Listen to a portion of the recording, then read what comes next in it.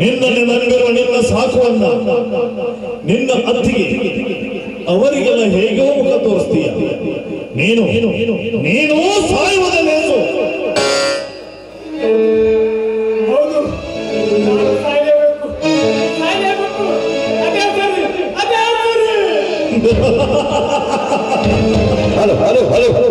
ಲೇ ಹೇಳಿ, ಸತ್ತೇನು ಸಾಧಿಸ್ತೀಯ? ಎಲ್ಲಿಯಾದರೂ ಅವರಿಗೆ ಕಾಣದಂತೆ ದೂರ ಹೋಗು. ಹೌದು, ನಾನು ಹೇಳಿ ಅಂತ ಸಾಯಬಾರ್ದು, ಸಾಯಬಾರ್ದು. ಎಲ್ಲಾದ್ರೂ ಅವರಿಂದ ದೂರ ಇದ್ದು ಬದುಕಿ ಸಾಧಿಸಿ ತೋರಿಸಲೇಬೇಕು, ತೋರಿಸಲೇಬೇಕು. ಇಲ್ಲ, ನೀನು ಸಾಧಿಸದೆ ಅವರ ಕಣ್ಣ ಮುಂದೆ ಯಾವತ್ತೋ ಒಂದು ದಿನ ಸಿಕ್ಕರೆ ಭೂಮಿ ತುಂಬಾ ಚಿಕ್ಕದು ಕಣೋ. ಸಿಕ್ಕೇ ಸಿಕ್ತೀಯ.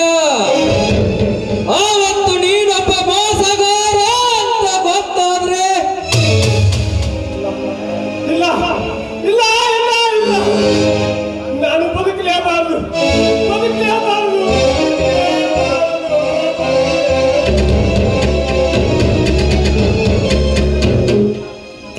ಲೇ ಹುಚ್ಚ, ಸತ್ತು ಏನು ಸಾಧಿಸಬೇಕೆಂದ್ರಿ? ಬದುಕಿ ಜಯಿಸಬೇಕಪ್ಪ.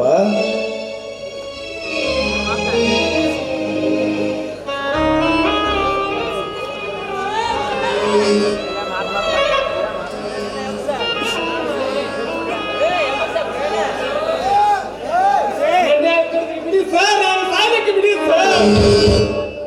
ಹೌದು, ನೀನು ಸಾಯುವಂತ ಕೆಲಸ ಏನು ಮಾಡಿರಿ? ಏನಂತ ಹೇಳಿ ಸರ್, ನನ್ನ ಗೋಳನ್ನು ಚಿಕ್ಕವರಿದ್ದಾಗ ಬೀದಿಯಲ್ಲಿ ಯಾರು ಎಂದು ಬಿಸಾಕಿದ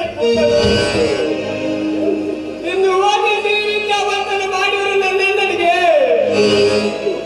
ದ್ರೋಹ ಮಾಡಿಬಿಟ್ಟೆ ಸರ್, ದ್ರೋಹ ಮಾಡಿಬಿಟ್ಟೆ. ನೀನು ಮಾಡಿರುವ ದ್ರೋಹ ಯಾವಪ್ಪ? ನನ್ನ ನೌಕರಿಗಂತ 2 ಲಕ್ಷ ರೂಪಾಯಿ ಹಣ ಕೊಟ್ಟಿದ್ದ. ಅದನ್ನು ತೆಗೆದುಕೊಂಡು ನಾನು ನನ್ನ ಗೆಳೆಯನು ಬರಬೇಕಾದರೆ ಹಣವಿಲ್ಲ, ನನ್ನ ಗೆಳೆಯನಿಲ್ಲ.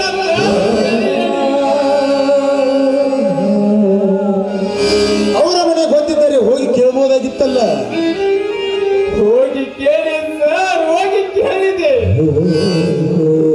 ಅವರ ಮನೆಯಲ್ಲಿ ಅವರ ತಾಯಿ ಅವರನ್ನೇ ಕದ್ದುಕೊಂಡು ಊರು ಬಿಟ್ಟರು ಮತ್ತೆ ಮನೆಗೆ ಬಂದಿರುತ್ತೆ ಸರ್. ಛೇ, ಎಂತ ವಿಪರ್ಯಾಸ. ನಡೆದ ವಿಚಾರವನ್ನು ಹೋಗಿ ನಿಮ್ಮ ನನ್ನ ಮುಂದೆ ಹೇಳು. ಮತ್ತೆ ಏನಾದರೂ ಮಾಡಿ ನಿನಗೆ ದುಡ್ಡು ಕೊಡ್ತಾರೆ. ಅಂತ ಹೇಳಲಿ ಸರ್, ಹಣ ತರುವಾಗ ದೊಡ್ಡ ಆಫೀಸರಾಗಿ ಬರ್ತೀನಿ. ಅದು ಇದು ಅಂತ ಹೇಳಿ ಬಂದ ನಾನು ಈಗ ಏನಂತ ಹೇಳಲಿ?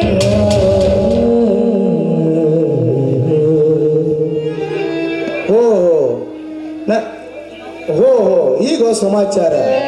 ನನಗನ್ಸುತ್ತೆ ನಡೆದ ವಿಚಾರವನ್ನು ನಿಮ್ಮ ಅಣ್ಣ ಮುಂದೆ ತಿಳಿಸು. ಮತ್ತೆ ಏನಾದರೂ ಮಾಡಿ ನಿನ್ ದುಡ್ಡು ಕೊಡ್ತಾರೆ. ನಮ್ಮ ಅಣ್ಣನ ಬೆವರಿನ ದುಡ್ಡು ಸರ್ ಅದು.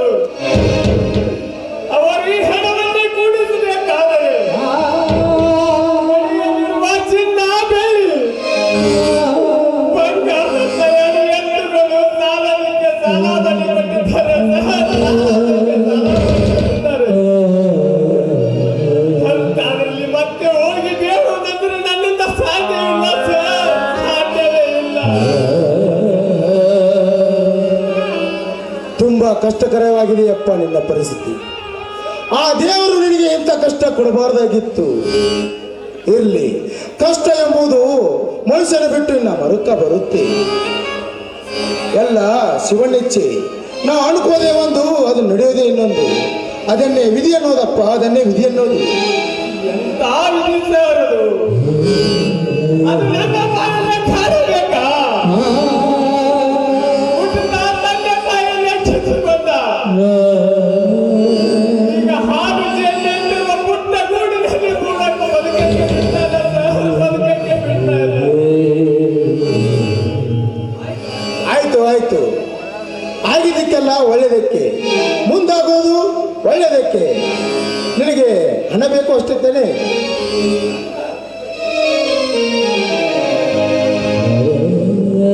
ನನ್ನ ಹತ್ತಿರ ಇರೋ ಗಂಟನ್ನು ತೆಗೆದುಕೋ. ನಿನಗೆ ಕಡಿಮೆ ಅಂದರೆ 2.5 ಲಕ್ಷ ಹಣ ಸಿಗುತ್ತೆ. ಹೋಗಿ ನೌಕರಿ ಹೆಚ್ಚಿಕೋ. ಏನ್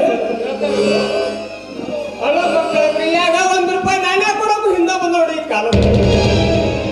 ನೀವು ತಮಾಷೆ ಮಾಡುತ್ತಿಲ್ಲ ತಾನೇ? ತಮಾಷೆ ಅಲ್ಲಪ್ಪ, ಸೀರಿಯಸ್. ನಾನು ಒಂದು ಕಾಲದಲ್ಲಿ ಕಷ್ಟದಲ್ಲಿ ಬೆಳೆದವನು. ಆ ಕಷ್ಟ ಏನು ಅಂತ ನನಗೆ ಚೆನ್ನಾಗಿ ಗೊತ್ತು. ಇದರಲ್ಲಿ ಚಿನ್ನದ ಆಭರಣಗಳಿವೆ, ತೆಗೆದುಕೋ. ಸರ್, ನೀವು ನನ್ನ ಭಾಗದ ದೇವರು ಸರ್. ಈ ನಿಮ್ಮ ಋಣವನ್ನು ಹೇಗೆ ತೀರಿಸಿ ಸರ್? ಹೇಗೆ ತೀರಿಸಲಿ? ಇದರಲ್ಲಿ ಋಣದ ಪ್ರಶ್ನೆ ಬರದಪ್ಪ. ಇದು ಹತ್ತಿದ ತಂದು ಅಣ್ಣನಿಗೆ ದಾನ ಮಾಡ್ತಿರುವುದು ಅಷ್ಟೇ. ನಿಮ್ಮ ಮಾತು ಅರ್ಥ ಆಗಲಿಲ್ಲ. ಅರ್ಥ ಆಗದೆ ಇರೋದೇ ಬೆಟರ್. ಆದ್ರೆ ಒಂದ್ ಮಾತು, ನೀವು ಒಳ್ಳೆಯ ಸಿನ್ಸಿಯರ್ ಪೊಲೀಸ್ ಆಫೀಸರ್ ಆಗಬೇಕು. ಮುಂದೊಂದು ದಿನ ನಾನೇ ಅಪರಾಧ ಮುಂದೆ ಬಂದಿತ್ರ ಡೈರೆಕ್ಟ್ ಜೈಲಿಗೆ ಹೋಗ್ಬೇಕು. ಹಾ, ನಾನು ಬರ್ತೀನಿ.